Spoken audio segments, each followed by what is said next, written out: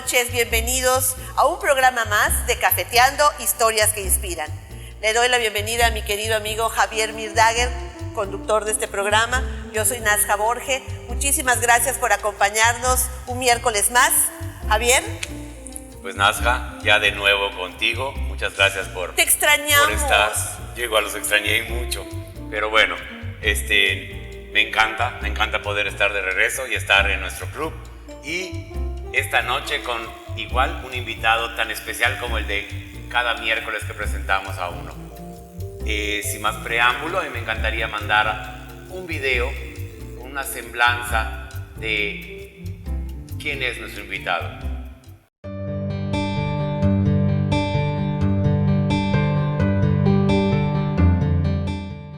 Licenciado Sergio Asís Abraham Mahfoud.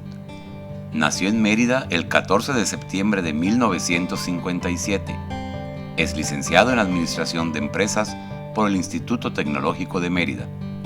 En 1981 funda la cadena de tiendas Super San Francisco de Asís, ocupando actualmente el cargo de director general y accionista. Fue presidente del Consejo de Administración de la Sociedad Controladora Grupo San Francisco de Asís, SADCB, conformada por un conglomerado de empresas que participan en el sector comercial, industrial, inmobiliario y de servicios financieros. Es fundador y director general de la empresa procesadora de alimentos Diet Zone, con presencia en 7 estados del sureste, así como también socio fundador de la empresa inmobiliaria Catná, en la Riviera Maya. Durante el bienio 1995-1996, fue presidente del Consejo de Administración de la Asociación Nacional de Tiendas de Autoservicio y Departamentales, ANTAD, organismo que agrupa a las principales cadenas de supermercados y tiendas departamentales del país, y actualmente es consejero honorario de dicha organización. En el plano internacional, durante 1996 y 1997, representó a México como primer vicepresidente de la Asociación Latinoamericana de Supermercados, ALAS, que congrega a las asociaciones más importantes de tiendas de autoservicio en más de 18 países de Norte, Centro y Suramérica. Ha sido vicepresidente de Servicios y Asociaciones Confederadas de la CONCANACO y asesor de la presidencia de la misma asociación.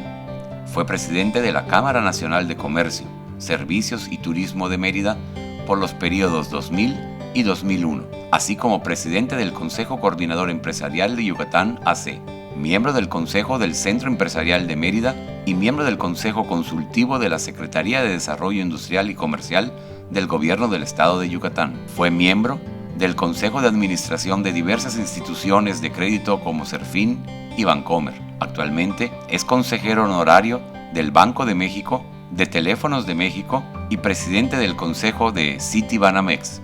Por eso, hoy le damos la más cordial bienvenida al licenciado Sergio Asís Abraham Mahfoud a nuestro programa Cafeteando Historias que Inspiran. Pues bueno, sin más, después de conocer quién es a grandes rasgos nuestro invitado, ahora sí le damos la más cordial bienvenida esta noche a nuestro invitado, el señor Sergio Asís Abraham Mahfoud. Sergio, bienvenido a esta tu casa. Muchas gracias, Nazca y Javier, por el honor de invitarme aquí. No, hombre, los que estamos honrados somos nosotros. La verdad es que la gente pues conoce tu trayectoria, conoce quién eres. Eres un hombre que ha impulsado los negocios, que ha impulsado las empresas en nuestro estado.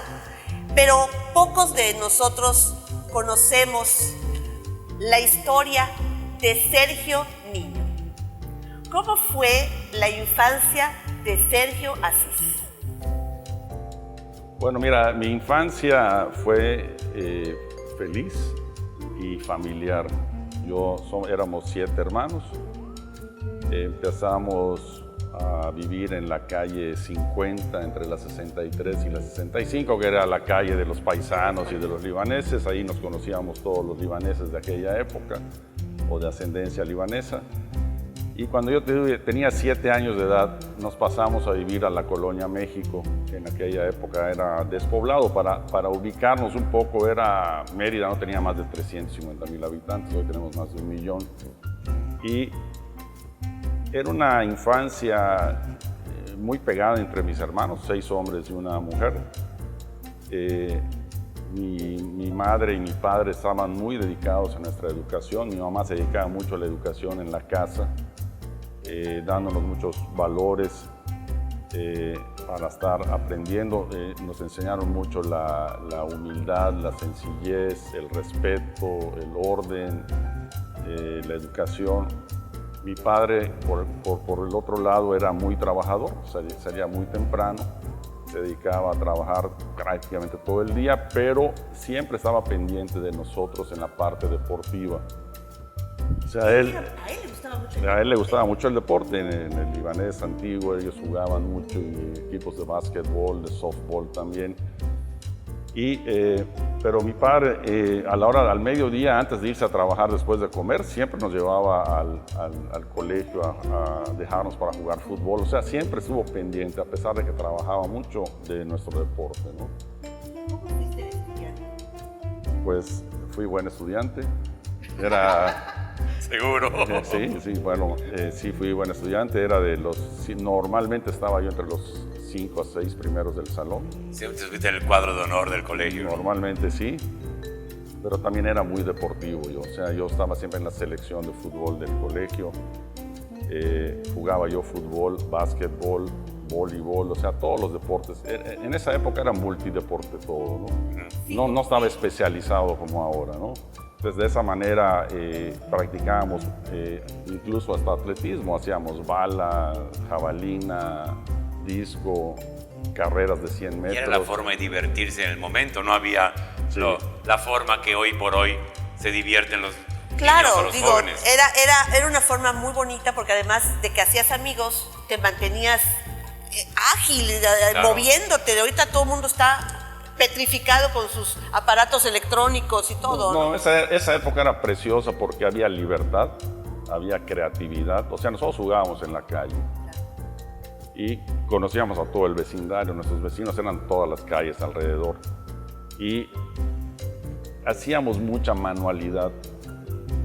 Como no habían no había computadoras, no había nada de lo moderno de hoy, nosotros producíamos nuestros propios juguetes. O sea, la quimbomba la hacíamos ballestras de madera con ligas y corcholatas de Coca-Cola o de refrescos.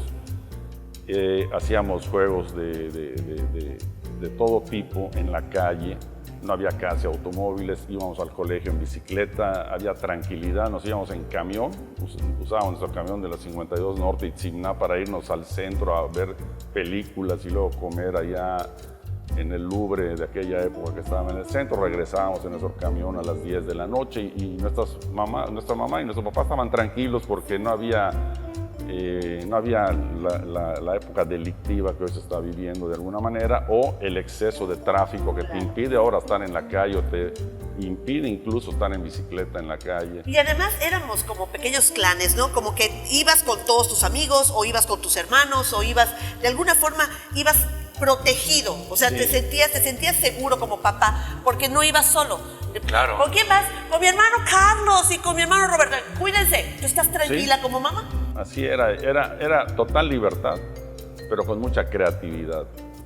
También había mucha disciplina, era una época de total disciplina. Sí, que nos manejaban con la mirada. Sí, hay que entender que nosotros, mi generación, yo nací en el 57 y terminamos de estudiar la prepa en el 76. Esa época todavía era una época de disciplina. O sea, en la secundaria tú llegabas y le decías a tu papá que te castigó el maestro, o que hubo un acto físico de agresión de un maestro, que si te pegaban, lo normal en esa época te pegaban con una regla en la mano. O te tiraban el borradorazo. O te tiraban el borrador. Si tú llegabas a tu casa y le decías al papá a quejarte de que el maestro te hizo algo, lo primero que te decía tu papá: ¿qué es lo que hiciste mal? Es cierto. Más que decir que hizo el maestro, ¿no? Es cierto. No, claro, y seguro vas a tener 2 castigos. Sí, después te decían: óyeme, seguro el maestro tuvo la razón. Claro. No, ahora lo hubieran metido a la cárcel, ¿no? Por supuesto, por supuesto. Oye, pero... Entonces, eso era orden, disciplina, respeto, obediencia, que hasta cierto punto llegaba a haber un equilibrio entre las relaciones de la adolescencia con los adultos, ¿no? Claro. Había mucho respeto en esa parte, ¿no? Es una gran verdad. Tu relación, ¿cuál era?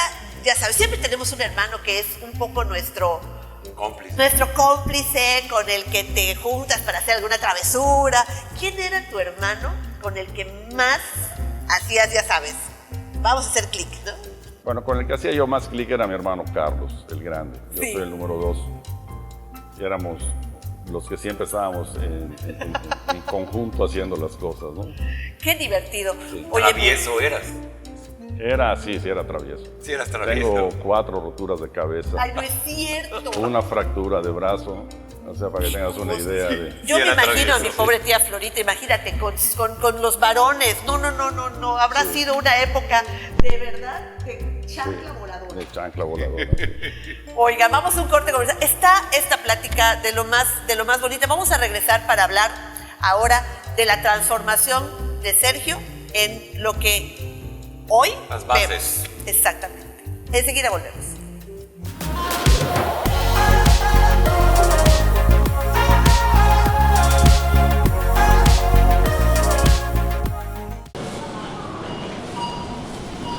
Encontré el amor, todo es más fresco por aquí.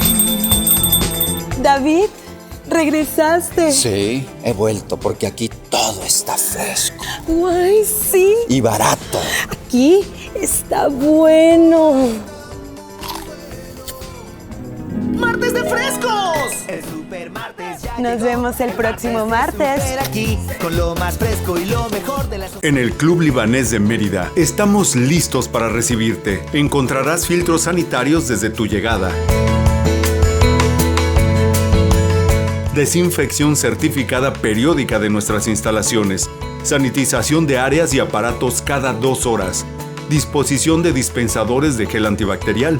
Disposición de atomizadores y toallas de microfibra. Distancia entre personas, equipos y máquinas. Y ocupación limitada de personas para el cumplimiento de la sana distancia. Regresa tranquilo. El Club Libanés de Mérida te cuida.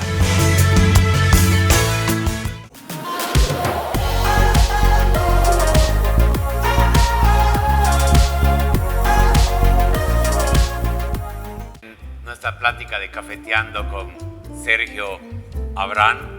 Sergio, retomando el tema de tu niñez, tu adolescencia, tus estudios ya en secundaria, preparatoria, tu carrera, platícanos un poco más de quién fue Sergio de jovencito. Bueno, antes de continuar con esa parte, sí, en lo que es mi infancia vale la pena mencionar, y yo creo que en muchas familias de ascendencia libanesa también se daba, mi madre, Florita, que en paz descanse, le gustaba mucho hacer la cocina árabe. Y Uy, qué cosa. nosotros convivíamos, estábamos niños, o sea, veíamos cómo producían el kiwi crudo, el kiwi horneado, el belewa, etcétera, o sea, todo el shish barak. Entonces, aprendimos nosotros porque lo veíamos en nuestras casas. El día de hoy casi no se cocina en las casas, se compra mucho comida árabe fuera, pero la tradición en aquella época era esa. La leche nos la llevaban leche bronca, llegaba el lechero con su cosa de litro. Sí, por supuesto, el garrafón aquel de metal. Y me acuerdo muy bien que Y luego... los probióticos eran el brazo del lechero, brazo que del llegaba lechero. hasta el codo la leche, Así ¿no? es. Y para hacer el lamne, ellos hervían la leche y luego agarraban y la metían en unos paños así como de manta y que se escurriera. Sí, y, claro. o sea, la verdad es que la educación de nuestras mamás, o al menos de mi mamá, en la cultura y en la comida libanesa fue muy bonita, muy amplia y muy enriquecedora para nosotros. Así ¿no? es. Sí, digo, Eso, la verdad... eso es inolvidable para La verdad nosotros, ¿no? que creo que gran parte de las familias libanesas y también de las yucatecas hemos crecido en la cocina. Sí. Hemos crecido en la cocina de nuestras casas, ahí pues entre que se está preparando la comida te dan el manazo porque ya pellizcaste un poco de lo que están preparando o porque llegan los amigos y todos nos concentramos en la cocina. Creo que la comida, y como bien dice Sergio, la comida libanesa es una adición de nuestra cultura que la absorbemos literalmente. Punto de unión. La absorbemos dentro de la casa, de la en la casa. cocina. Eso fue parte de mi crecimiento, de mi niñez, aprender y ver todo eso y saber amar nuestra cultura libanesa y nuestra comida libanesa. Así es. ¿no? Eso Eso es importante para La también, verdad, ¿no? es muy importante porque es una base que unió a esas familias y que mantiene a todas nuestras familias siempre. Incluso nos hacía participar mi mamá, o sea, al hacer el shishbana, ya que terminaba de hacer la masa y la extendía, Órale, hacer con sombreritos. Una copita. empezaba a marcar todas las Es que bolitas imagínate, y Sergio, nos la daba... cantidad de comida que tenía que hacer tía Flori. Sí, nos daba las bolitas de harina, nosotros las extendíamos, le metía la carne molida, la cerraban y luego entraba a hervir allá. Sí, O sea, por era supuesto. precioso todo, ¿no? O sea, Son momentos que de verdad es marcan nuestra inolvidable, vida. marca nuestra vida. ¿no? Esas son las cosas que uno va aprendiendo y yo creo que dentro de la vida que ustedes llevaron como familia tan unida, ahora sí que familia todos juntos, porque pues entre los primos, los tíos, todos estaban muy unidos. La humildad que les enseñaron a través del trabajo, a través de la vida diaria, de verlos, porque pues la verdad, yo así era una persona súper sencilla. A mí me llama mucho la atención que ahora los jóvenes todo lo quieren hacer en el extranjero o lo quieren hacer en la más cara y prestigiosa universidad del planeta. Y yo recuerdo que cuando platicábamos contigo, nos mencionaste que la carrera la hiciste en el TEC de Mérida, que es una escuela muy buena. Bueno, la primera escuela nos las dio mi padre, en paz descanse. Él realmente, mi mamá era la que nos enseñó todo lo que es el amor en el hogar y mi papá el amor en el trabajo, ¿no? Entonces, mi padre desde que teníamos 12 años de edad nos llevaba a trabajar. Nosotros teníamos que cumplir con el estudio, ser buenos estudiantes, buenos deportistas y tener que trabajar. Y después venían las vacaciones o los hobbies o las relaciones con los amigos, ¿no? Entonces, entre semana, desde los 12 años él nos llevaba y su secretaria de él nos llevaba por horas de trabajo. Él nos decía, la hora vale, por decir, 2 pesos en aquella época. Y si íbamos el miércoles 2 horas, la secretaria nos ponía 2 horas. Si íbamos el jueves 1 hora, 1 hora, y el sábado era prácticamente obligatorio, ¿no? De 9 de la mañana a 3 de la tarde. Y al final del día del sábado, pues sacaba cuántas horas y nos pagaba lo que hicimos, ¿no? Así es. Y de ahí luego pues te ibas, si todavía el cuerpo aguantaba, o ya estaba uno cansado, te ibas de fiesta y todo lo demás, ¿no? Pero esa cultura y ese amor al trabajo fue básico para nosotros, porque sí era un conflicto de interés al principio, porque la mayoría o el 90% de nuestros amigos no trabajaban, se dedicaban a solo divertirse, después de estudiar. No estoy diciendo que sea algo malo, pero ellas tenían libertad plena de diversión después de la escuela. Nosotros no, había que trabajar para luego divertirnos y había que ser buenos en el estudio. Te quiero decir esto, perdón que yo interrumpa, pero ha sido una constante en todas las pláticas que hemos tenido con nuestros invitados, que la gente se ha encontrado con el trabajo a través de la familia, pero desde muy joven. Sí, a nosotros desde los 12 años de edad nos llevaban a trabajar. Pero luego vas viendo que valió la pena, porque cuando ya llegas, que más adelante vamos a tocar el tema, ya llegas a la edad de ser adulto y de ser un profesionista, ya traes una cultura de trabajo. Ya sabes lo que implica ganarte un peso, el trabajo que cuesta.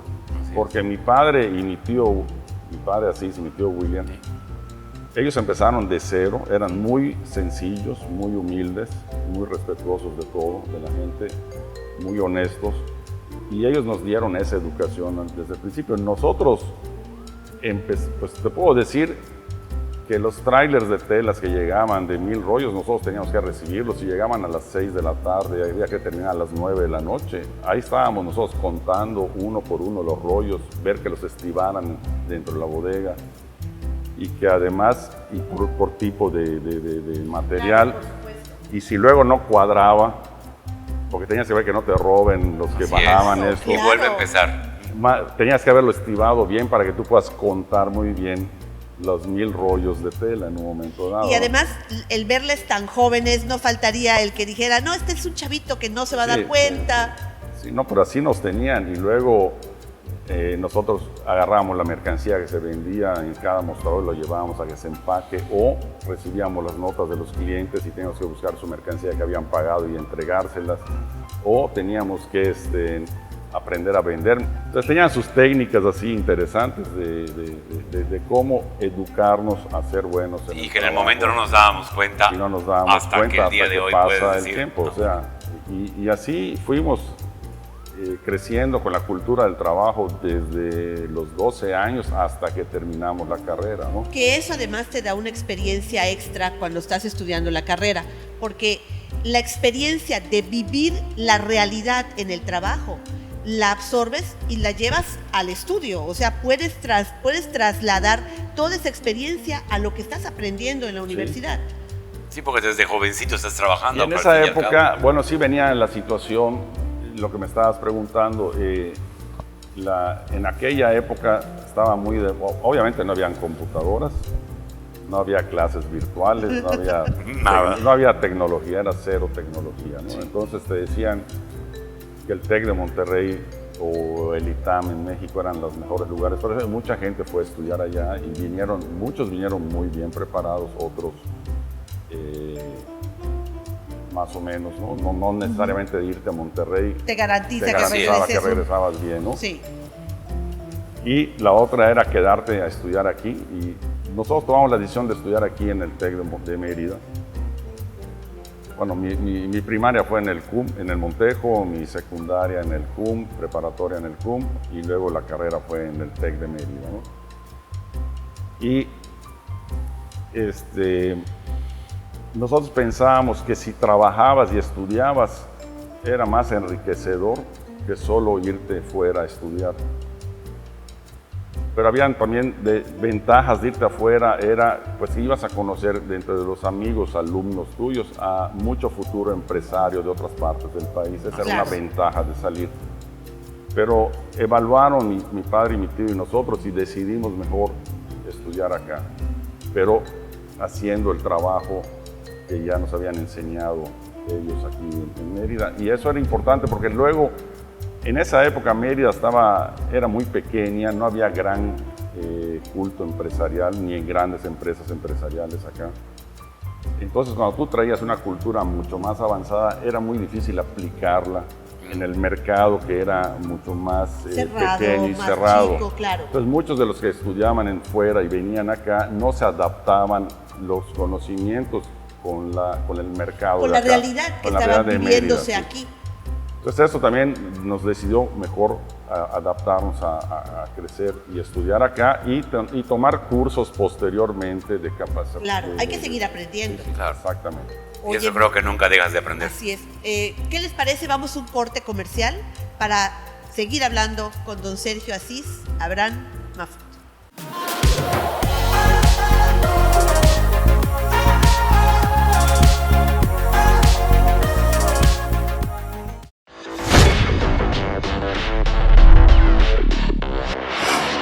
En Rojas Sarlat Producciones nos hemos renovado. Este año continuamos innovando con nuestro equipo tecnológico, pero también con el equipo humano. Ahora, además de nuestros servicios de producción de video, videomemorias, informes en video, documentales, circuitos cerrados para eventos, spots comerciales y videoclips musicales, así como la generación de grandes eventos.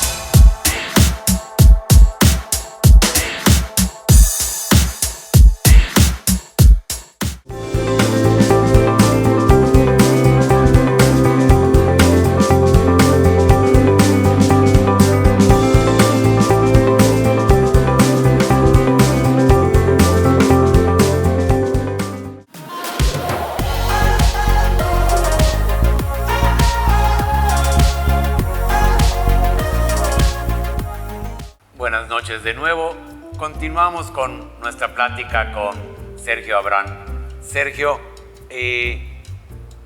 terminas tus estudios, tenías creo que 22 años, inicias con la idea de crear, tengo entendido, un supermercado, y a los 23 años, 24 años, abres el primer súper de la cadena de San Francisco de Asís. ¿Nos puedes platicar un poco de eso? Así es, con mucho gusto. Bueno, mira,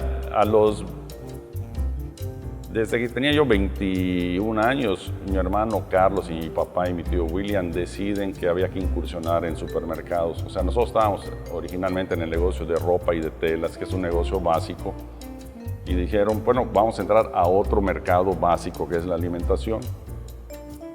Y yo criaba pollos en esa época también. ¿Por qué no? Yo criaba partidas de unos 800 pollos, los matábamos y los vendíamos allá. Claro.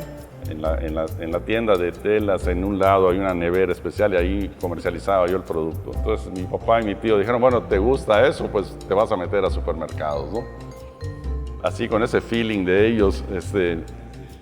Y pues cuando tenía 22 años, cuando estaba yo por terminar la carrera, en la tienda de ropa y de telas de San Francisco de Asís, me dieron unos botaderos y agarramos unos proveedores de jabones, detergentes, perfumes, que son de productos de supermercado. Y los empezamos a comercializar allá para entender un poquito esa parte, cómo va la dinámica. Cómo va esa dinámica. Y vimos que iba bien. Entonces ya cuando deciden que hay que hacer el supermercado, terminando yo la carrera a los 22 años, pues tardamos un año en construir la primera tienda ya en la 65, entre 50 y 52, frente al negocio de telas. Y yo no sabía nada, ni nadie sabía nada, entonces había que aprender. Y daba la casualidad que habían unos proveedores nuestros de origen español que familiares de ellos trabajaban en las grandes cadenas de supermercados en México. Entonces me abrieron las puertas y yo me iba semanas completas, me iba una semana completa a México y me sentaba junto a los gerentes de compras de una de esas cadenas. Y yo durante los primeros 3 días de la semana yo veía cómo negociaban, qué tipo de papeleo, qué tipo de información, cómo manejaban todo. Y los últimos 2 días de la semana me llevaban a visitar tiendas para ver cómo estaban los productos exhibidos, las ofertaciones, etc. O sea, fui entendiendo.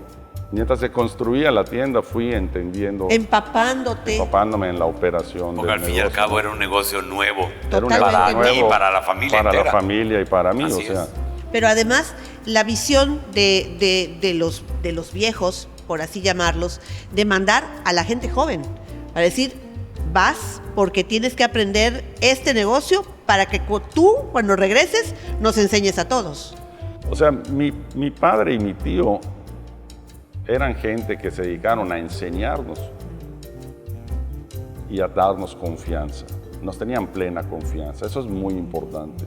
Ellos se sentían seguros con nosotros, no solo conmigo, con mis hermanos y mis primos hermanos, pero porque nos veían trabajar todos los días desde años atrás, sabían cómo éramos. Veían que además de trabajar, tuviéramos bien nuestros estudios, que nuestro conocimiento fuese el adecuado.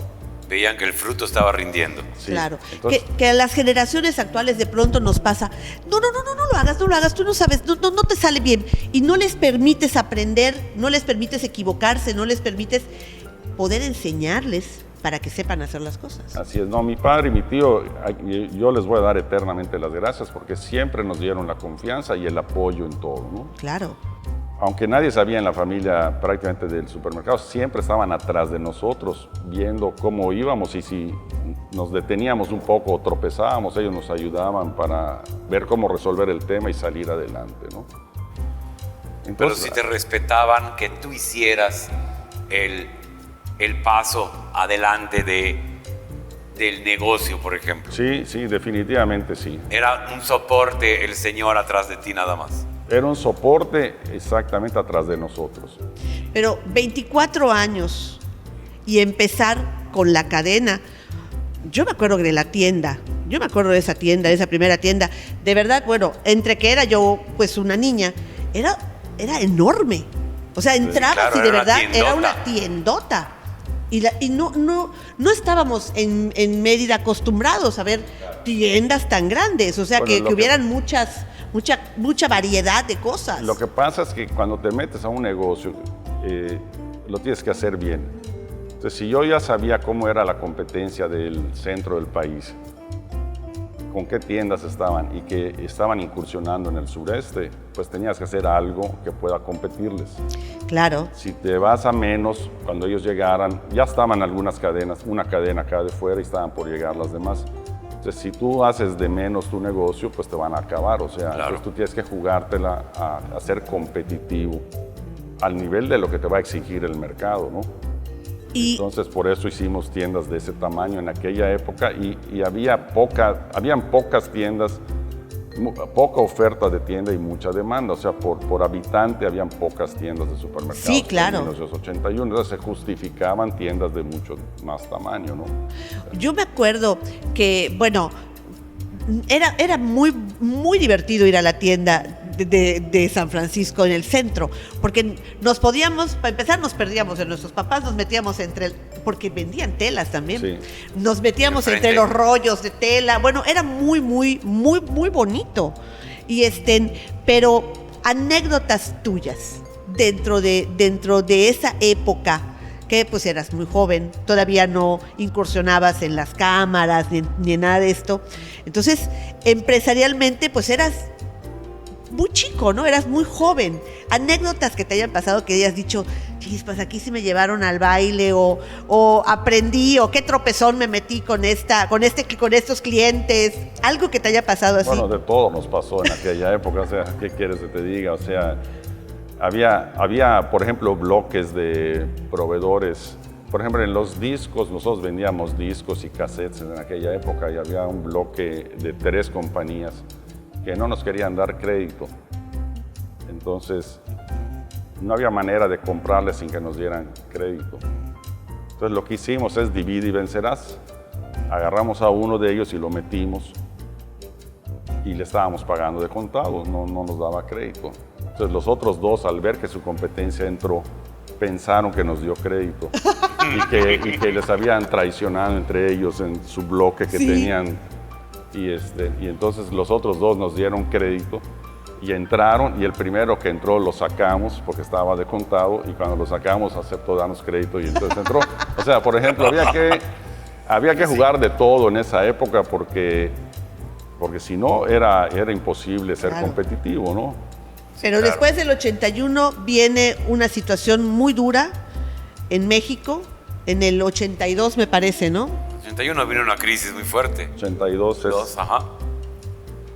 Bueno, nuestra generación, yo salgo de la carrera en el 80, nuestra generación ha sido una generación de crisis tras crisis. Tenemos la salida del presidente Echeverría en el 76, bueno, todavía estábamos de estudiantes, pero en el 82 con López Portillo hubo una gran devaluación, una devaluación del 150% de la moneda. Quebraron muchos negocios de importación porque debían en dólares y ya no podían vender su mercancía al valor nuevo. López Portillo en aquella época nacionalizó la banca. Sí, fue una locura para México. O sea, imagínense para el sector empresarial que la banca nacional se vuelva de gobierno, toda.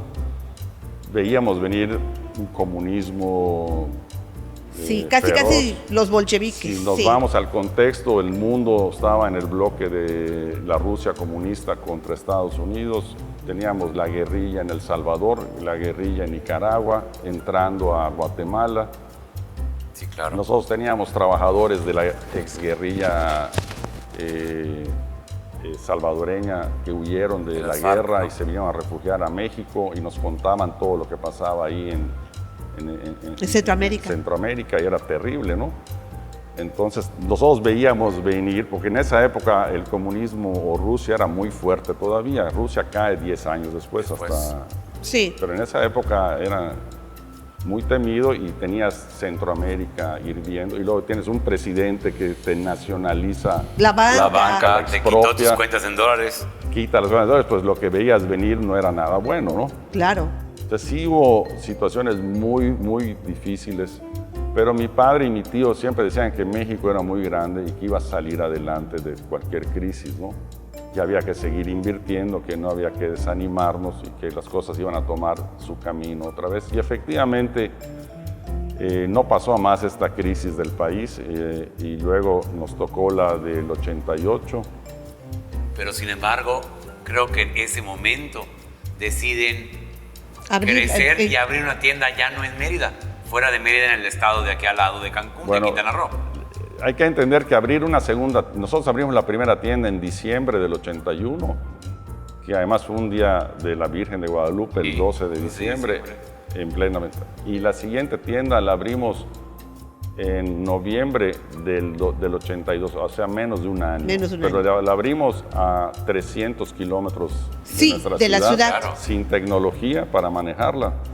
Pero fue obligado por la situación. Nosotros teníamos un negocio de importaciones con otros socios y con la crisis del 82 ese negocio se tuvo que cerrar. Había que reinventar el negocio. Reinventamos el negocio y hicimos un supermercado allá que fue muy exitoso en esa época porque Cancún carecía de supermercados buenos, ¿no? Entonces, eso es importantísimo. El tema de que el empresario que sabe reinventarse logra sobrepasar cualquier situación. Bueno, a nuestro productor le está dando un infarto. Bueno. Vamos a un corte comercial porque dice que no nos paramos. Está la plática buenísima. Vamos a un corte comercial y volvemos.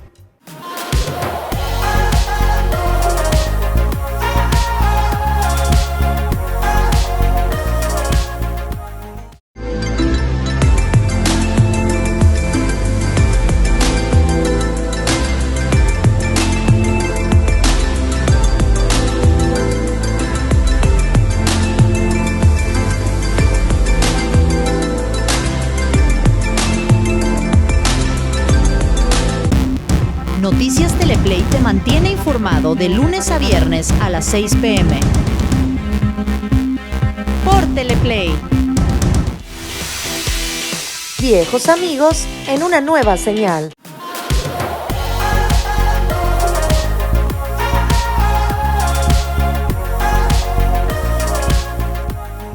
Espero que estén disfrutando tanto de esta charla con Sergio Abrán, de todas estas situaciones. Y yo creo que vale la pena que nos platiques un poquito más cómo se empieza a transformar la situación económica del país, la situación en general, en lo que alrededor de México se estaba viviendo, los temores que tenían ustedes como jóvenes empresarios, la solidez de tu papá y de tu tío. Y bueno, vámonos a Cancún a rehacer el concepto de la tienda que se tenía. Sí, ellos eran siempre de ir para adelante y mucha confianza en ellos mismos, en nosotros y en el país. Y entonces se reinventó, era un negocio de importaciones y de la noche a la mañana lo cerramos en un septiembre y lo abrimos en un noviembre. En 3 meses lo convertimos en supermercado y de ahí inició otra cadena, era otra razón social, que años después se fusiona a Super San Francisco de Asís. Entonces crecimos, duplicamos el negocio, creciendo en la Riviera Maya y creciendo aquí en Yucatán al mismo tiempo, ¿no? Pero como bien decías hace un momento, sin la tecnología de que agarras un celular y le marcas al gerente, ¿qué pasó? ¿Cómo está todo? ¿Que llegó la mercancía? ¿No llegó? Ni sabías. O sea, no, para que la juventud ahora lo entienda, yo se lo digo a mis hijos, en el 82 la mayor tecnología que teníamos era el fax. Y tardaba 15 minutos en pasar una hoja. Así es. Entonces, y para comunicarte por teléfono a tu casa, si ibas a México, tú salías del hotel a las 8 de la mañana y si agarrabas el teléfono de algún proveedor en su oficina, que su secretaria te comunicara a tu negocio o a tu casa, podías comunicarte a tu casa. O llegando al hotel a las 8 de la noche, hablabas después de 10 horas de no saber nada de tu negocio ni de tu casa, para saber cómo estaban todos o cómo estaba el negocio. Así es. Y nadie se desesperaba ni nadie se angustiaba. Hoy, si no te contestan en 30 segundos, es un drama, ¿me entiendes? Es cierto. Vivíamos más tranquilos. Vivíamos más tranquilos en esa época y había más certeza de las cosas que se hacían. Hoy las decisiones tienen que ser mucho más rápidas porque la tecnología te obliga a tomar las decisiones en minutos, ¿no? Claro. Pero era otro mundo totalmente. Luego entraron las computadoras en el 84, 85. Como anécdota, tuve que meter todo el material de trabajo manual de los empleados. Un fin de semana, en sábado y domingo, lo tuve que confiscar y guardarlos en cajas de seguridad, para que al amanecer el lunes trabajaran con las computadoras, porque se negaban a trabajar con las computadoras. Es que era un mundo era un diferente. Cambio cultural dramático. Dramático para el personal. Sergio, ¿en qué año se abre la tienda de Montejo? 83. 83, bueno, de veras que una tras otra se convirtió en una cadena. Sí, hoy tenemos 51 tiendas. ¡Qué bárbaro! Sí, yo recuerdo con mucho cariño, bueno, yo sigo comprando en la de Montejo, no me queda más cerca, pero es mi favorita.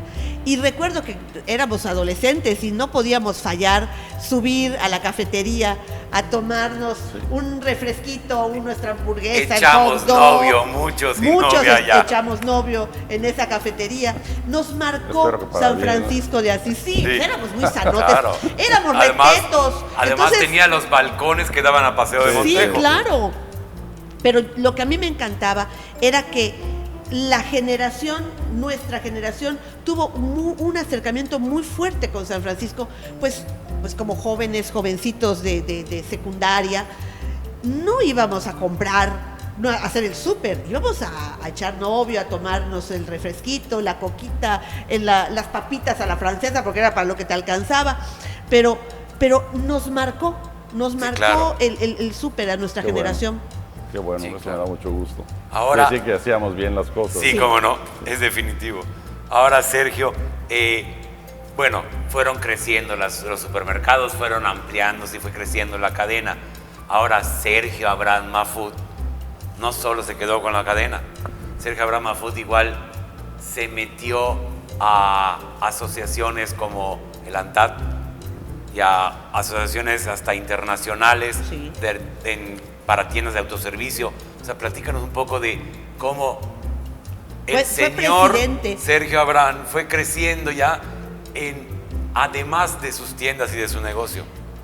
Bueno, la ANTAD se crea para defender al sector de los supermercados del gobierno. En los 80s había control de precios y clausuras de negocios, o sea, era muy complicado operar los supermercados con lo que el gobierno hacía en aquella época, hasta que llega Salinas de presidente, empezó a liberar todas estas cosas, y eso ya fue en los 90s, pero todos los 80s había que crear una defensa de los supermercados. Se crea la ANTAD, es la Asociación Nacional de Tiendas de Autoservicio, y a nosotros nos invitan, creo que en el 84 o 85, a formar parte de esta asociación. Y nosotros íbamos, o sea, cada mes nos reuníamos en México a ver todos los temas relacionados de los supermercados con el gobierno, no solo con el gobierno, sino crear mecanismos de mejora de todas las cadenas, ¿no? Sí, ¿no? Y alinear de alguna forma. Educación hacia nuestro personal, etcétera. Y de ahí sale la expoferia de ANTAD también para manejarnos con proveedores. Tú fuiste presidente de esta asociación en el 95 y en el 96. Sí, pasan los años y llegué a ser vicepresidente y luego me pidieron que yo sea presidente en el 95. Debe haber sido una pachanga ser presidente de una asociación que maneja a las empresas pues todas las cadenas tan grandes. Todas las cadenas nacionales. Para mí fue un aprendizaje muy importante en lo personal, en lo profesional también.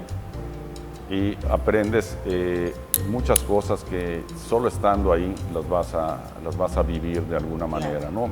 Logré el respeto de las grandes cadenas hacia nosotros. En esa época San Francisco es una cadena pequeña comparada a las grandes nacionales, pero la verdad me dieron el apoyo y el respeto, y me tocó a mí un evento muy complicado porque fue el inicio de la crisis del 94, finales del 94, principios del 95. Yo entré el 1 de enero del 95, pero tuve que empezar a operar 10 días antes de enero, desde el 20 de diciembre, porque el presidente de ANTAD en aquella época, que ya estaba por salir, estaba de viaje en Europa, ¿no? Cuando viene la devaluación, por supuesto. Oye, Sergio, pero te fuiste como hilo en media, tú. De ahí brincas a Alas. Sí. Pero antes de pasar a Alas, es importante que en ANTAD logramos la negociación de las tarjetas de débito a nivel nacional con la banca bajo mi presidencia en aquella ocasión, porque en aquella época la banca, las tarjetas de débito las querían impulsar, pero querían cobrar la misma comisión que las tarjetas de crédito. Pero en las tarjetas de crédito el dinero es de la banca. Claro. Y en las tarjetas de débito el dinero es del cliente. Entonces no había razón de cobrar una comisión tan alta por un dinero que es del cliente. Al fin y al cabo, claro. Exactamente, ¿no? Exactamente. Y sí hubo una negociación, tardamos un año, donde el 80 o 90% de las tiendas de ANTAD dejaron de aceptar las tarjetas de débito a nivel nacional. Como una forma de demostrar que ustedes no apoyaban que no estábamos de acuerdo. Así es. Y a final de cuentas logramos que la banca aceptara la negociación que era la correcta de poner un valor fijo en pesos, que en esa época fue un peso por transacción en vez de un porcentaje por transacción, ¿no?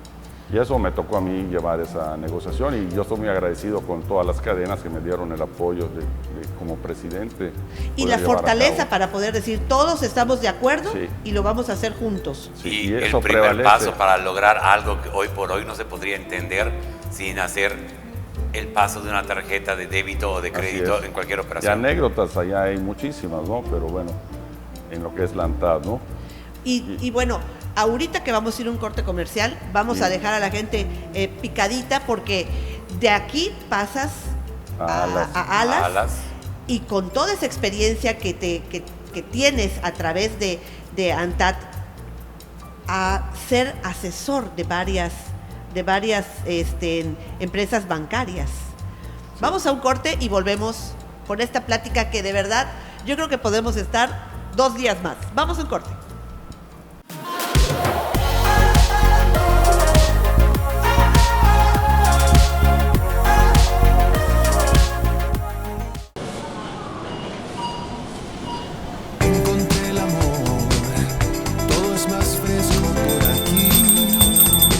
David, ¿regresaste? Sí, he vuelto porque aquí todo está fresco.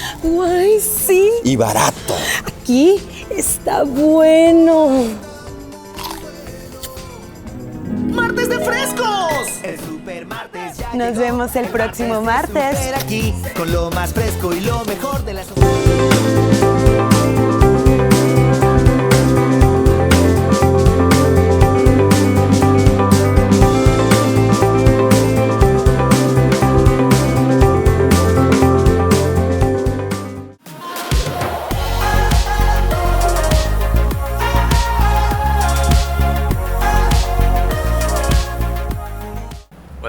Continuamos en nuestro programa Cafeteando con Sergio Abraham Mahfoud. Sergio, retomando un poco el tema de tu incursión a la ANTAD, tu paso a la vicepresidencia de ALAS, que ya es una asociación internacional, y luego estando en asesoría en tantos bancos y asociaciones bancarias en el país. Platícanos un poco de eso. Bueno, sí es complicado, pero siendo presidente de ANTAD, en cada país hay una asociación o había una asociación de supermercados. En Brasil se llama Abras y así se van en varios lugares, ¿no?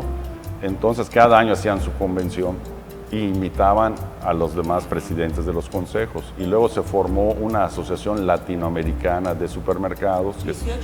18 países, si no me equivoco. Se llama ALAS, y cada año había una reunión donde habían conferencias y visitas a negocios para ir viendo cómo se manejan los supermercados en cada país diferente al nuestro y en todo Sudamérica.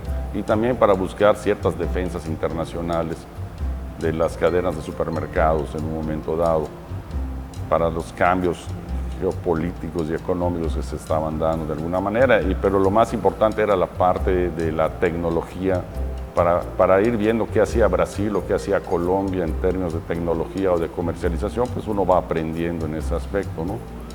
Y de ahí a mí me hicieron el honor de nombrarme vicepresidente latinoamericano de la Asociación Latinoamericana de Supermercados, donde cada año teníamos un promedio de 2 o 3 reuniones para esos temas, ¿no?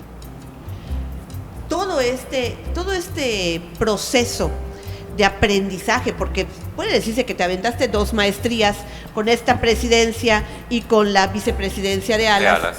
Y luego regresas a a ser presidente de una asociación en tu ciudad? De la Cámara de Comercio, en el Es 2000, correcto. sí. Bueno, me tocó también, nosotros participamos de toda la vida en la Cámara de Comercio, fui vicepresidente también y consejero. Y me llegó el momento cuando dicen que cuando pones el agua a calentar, pues te hierve, ¿no? Entonces, me hirvió en Antad, me hirvió en Alas y me hirvió también en la Cámara de Comercio, ¿no? Entonces, la verdad, pues toda la experiencia que yo traía la apliqué. Y si ustedes se fijan, se modernizó la Cámara de Comercio en aquella época. Sí, es correcto. Se actualizaron, muchas cosas estaban atrasadas de sueldos del personal y de servicios. Se remodeló el centro de convenciones, o sea, la sala de convenciones, la misma cámara por dentro. Lo que ven hoy es lo que se hizo en esa época, ¿no? Aumentamos el número de socios, se mejoraron los servicios, o sea, todo lo que yo conocí y aprendí de estas otras experiencias, pues lo apliqué en lo que es la Cámara de Comercio. Fíjate, ¿no?, cómo es la vida. Te mandaron fuera para aprender y te fuiste fuera para aprender y traer para tu ciudad y para tu estado. Es lo más bonito, es muy importante eso, ¿no? Compartir. Exactamente. Oye, Javier, tú ibas a preguntarle algo para la gente, ¿no?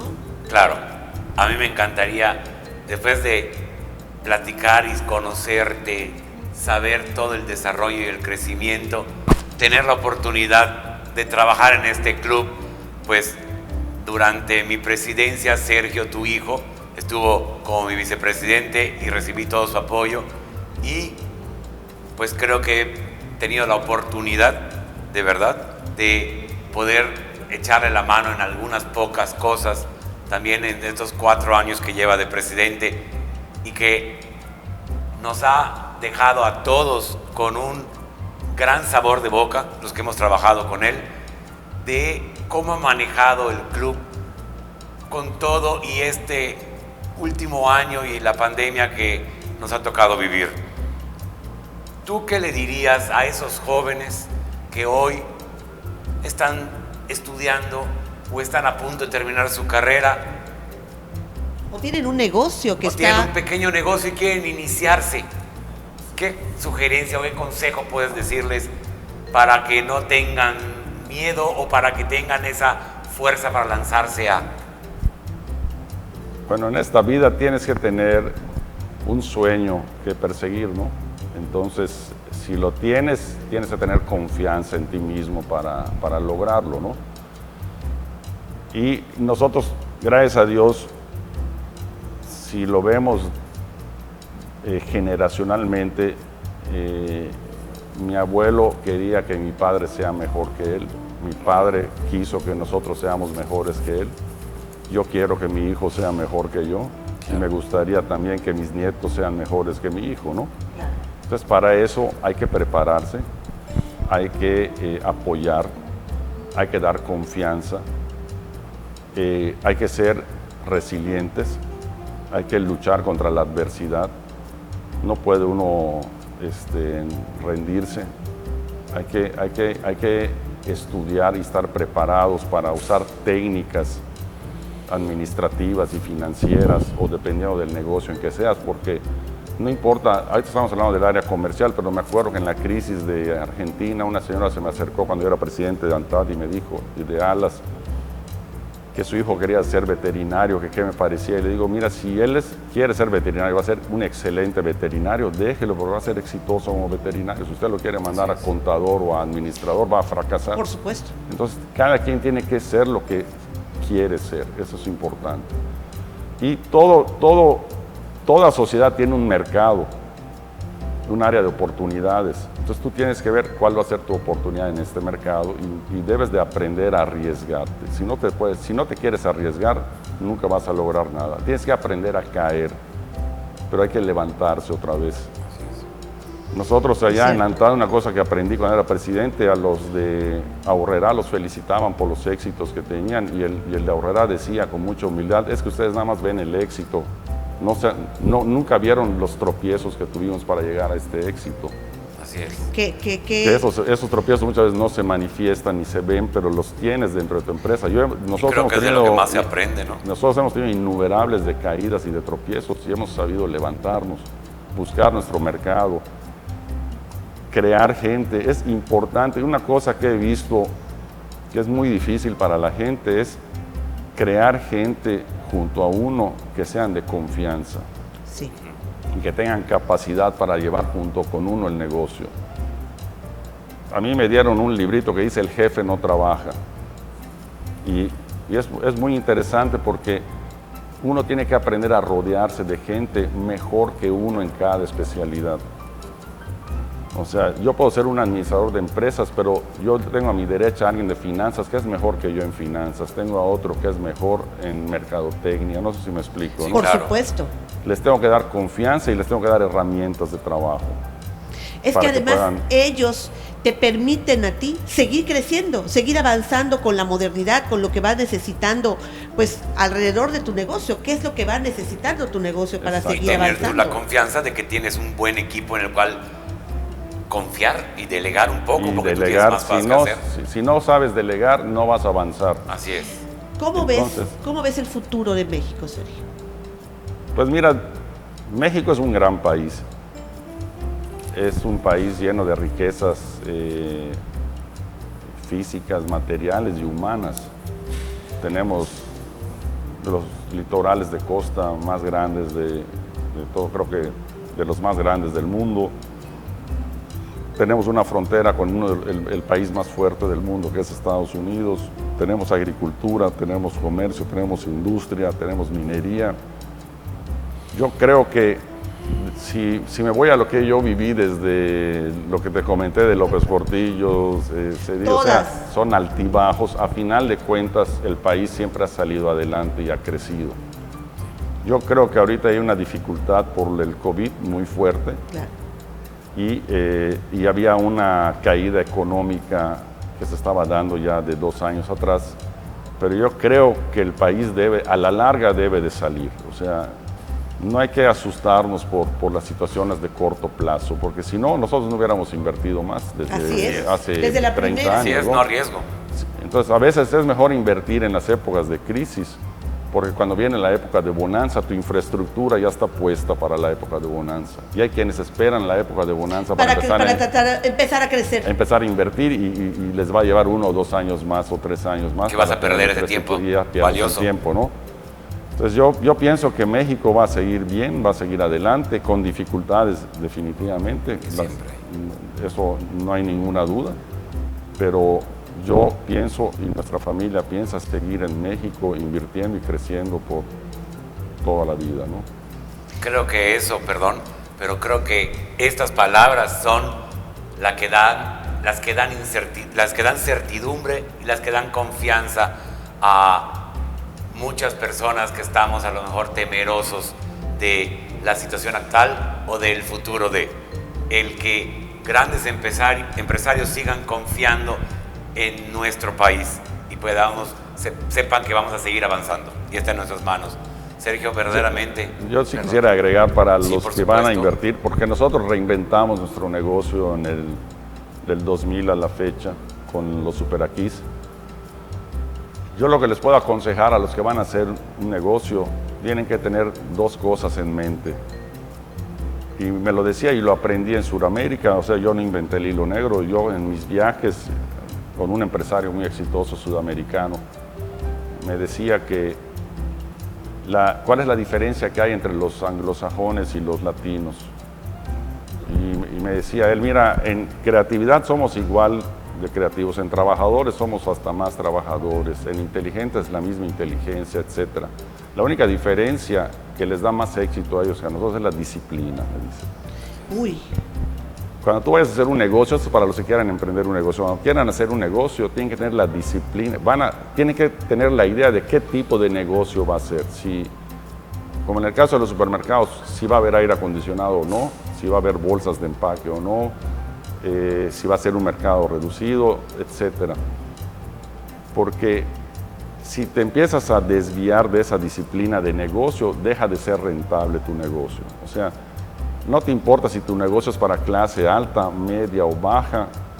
Para donde vayas dirigido, diseña tu negocio para que pueda ser exitoso y no rompas la disciplina, ¿no?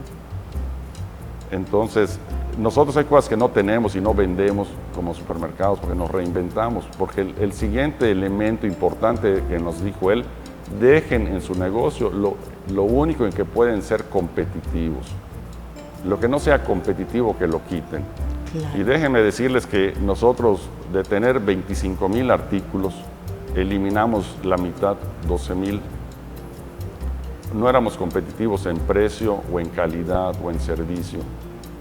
Y se te quedaba la mercancía. Y eso te da mala imagen. Claro. Te genera mermas, etcétera. Y nos quedamos estrictamente con lo que somos competitivos contra nuestros competidores, o lo que somos mejor que nuestros competidores. Y el miedo de mis ejecutivos era, oye, si vamos a quitar la mitad de los productos, las ventas se van a desplomar. Pero no Entonces fue convencerlos y no fue. Quitamos esa mitad y nos quedamos con lo bueno y lo realzamos. Y las ventas fueron 30-40% arriba. No solo no cayeron, sino mejoraron un 30%. Entonces, para la gente que va a empezar sus negocios, tienen que tener que sean muy competitivos. No metan lo que no vaya a ser competitivo. Porque a veces por dar un servicio de más y ese servicio es caro o malo, te van a comparar negativamente en el resto de tu negocio. Sale contraproducente. Sale contraproducente. Entonces, no hay que tener mucho, sino hay que tener bueno y calidad. Y disciplina de no variarte. Oye, nos acaban de dar una cátedra de verdad, de finanzas, de administración, pero gratis. Son las ¡Qué experiencias que magistral, además. Al cabo de los años, con los altibajos, pues se aprende, ¿no? ¿Cómo no? Sí. Si hay algo bueno de Cafeteando, creo que en cada programa hemos aprendido algo útil, importante y maravilloso de cada persona que nos ha hecho el favor de acompañarnos. Oye, vamos a un corte comercial y regresamos con nuestro último bloque.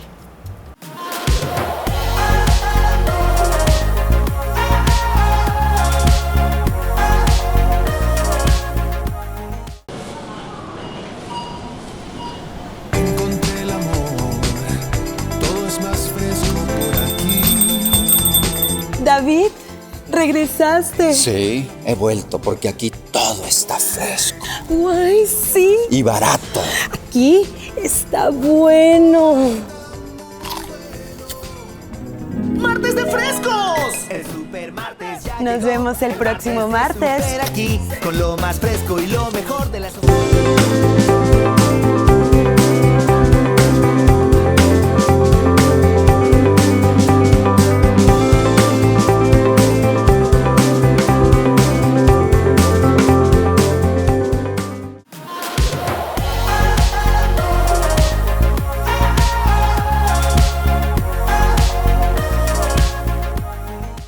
Regresamos y pues llega el momento en que aprovechamos la experiencia como tú de un gran entrevistador que es el señor Bernard Pivot, un gran entrevistador francés, periodista, que creó un cuestionario muy simpático, un cuestionario muy breve, son 10 preguntas, pero por curioso que parezca y por chistoso que pueda ser, nos deja conocer más de tu interior. ¿Qué te parece si comienzas tú con las preguntas, Javier? Muy rápidamente, Sergio, ¿cuál es tu palabra favorita? Resiliente, porque no me gusta darme por vencido. ¿Cuál es la palabra que menos te gusta usar? No me gusta ser negativo. ¿Cuántos nos han dicho esa? ¿Verdad que muchísimos? Sí. ¿Qué es lo que más te causa placer? Vencer retos en cualquier área, sea deportivo, de negocios, de todo tipo. ¿Y qué es lo que más te desagrada? A mí las envidias me desagradan mucho. Sí, son muy desgastantes. Son desgastantes y tóxicas, entonces cuando hay alguien que genera envidia, prefiero estar lejos de esa persona. Muy bien hecho. Sí. ¿Cuál es el sonido o ruido que a Sergio Abraham Mahfoud le causa placer? El canto de las aves. Me gustan mucho las aves yucatecas y los canarios. Gerald me platicaba que tiene una experiencia muy bonita contigo cuando la llevaste precisamente en un paseo, en un recorrido que hicieron a ver aves, precisamente, sí, a ver patos y cosas de esta. Sí. Y me platicó una historia muy bonita. Sí, así es. ¿Cuál es el sonido o ruido que te desagrada? Pues honestamente cualquier ruido agudo. Agudo, o sea, una licuadora o cosas de ese tipo, así estridentes, me desagradan mucho. Aquí viene una que es muy polémica. ¿Cuál es tu grosería favorita? La verdad no soy grosero. Evito ser grosero. O sea, no hay favoritos, ¿eh? Porque casi no las uso. Maravilloso. Sí. Aparte de tu profesión, ¿qué otra profesión o qué es lo que te hubiera gustado ser? Además de, pues, del empresario que eres. Pues a mí me gusta mucho el campo. Tal vez hubiera sido un agricultor, empresario. ¿Y qué es cuál es el trabajo o lo que menos te hubiera gustado ser en la vida? Médico. Médico. No soy bueno para eso. Sergio, cuando llegue el momento y llegues al cielo, que esperamos que sea dentro de mucho, mucho tiempo, ¿qué te gustaría que te dijera Dios al llegar a las puertas del cielo? Pues entre las sumas y las restas, espero que me diga que cumplí con mi deber en la tierra, ¿no? Es lo que me gustaría que me diga. ¡Qué maravilla! Sí. Es que hay cosas buenas y malas, claro, pero sí, entre que sea positivo y que me digan que cumplí con mi deber aquí. Y bienvenido. Y bienvenido, sí. Es correcto. Gracias, de verdad. ¿Qué noche más agradable hemos pasado contigo, Sergio? Gracias primero que nada, por tu sencillez, por tu honestidad, por tu generosidad, no solo en tu tiempo, sino en todo lo que nos platicaste, con una apertura y con un cariño tan grande. Muchas gracias, Sergio, por esta charla. No, muchas gracias, Nazca y Javier. De verdad, de corazón te agradecemos. De verdad, muy amables, y es un honor para mí, lo dije al principio y lo sigo diciendo. Muchas gracias. ¿Quieres concluir con algo? Pues yo creo que la vida está llena de oportunidades para todos, en todas las áreas. El que se sienta que no las tiene, sí las tiene, que la busquen y la van a encontrar, y que se apoyen y que logren ser satisfechos en su vida personal, en su vida familiar, en su vida empresarial, que es lo más importante, ¿no? Sobre todo la familia, no hay que descuidarle. Un tema que quisiera yo agregarse, todas las actividades que me dijeron que yo hacía, nunca descuidé mi relación familiar, ni de mi esposa ni de mis hijos, aunque me alejé porque había que alejarse un poco, estaba yo todos los días pendientes de mi familia. Es el núcleo de toda la importancia que tenemos nosotros en este mundo, es la familia, ¿no? Entonces, y gracias no lo vayan a Dios, a perder. Tú tienes una compañera de vida que te ha apoyado muchísimo. Sí. Tus hijos son maravillosos, tus hijos y tus 3 hijas y tu hijo son gente noble y generosa como ustedes dos. Así es. Entonces busquen su oportunidad, que la hay, esfuércense, no tengan miedo, y la familia es primero, no se olviden de eso, ¿no? Sí. Pues Sergio, de verdad, muchísimas gracias por estar con nosotros esta noche en Cafeteando Historias que Inspiran. Esperamos contar con su presencia próximamente.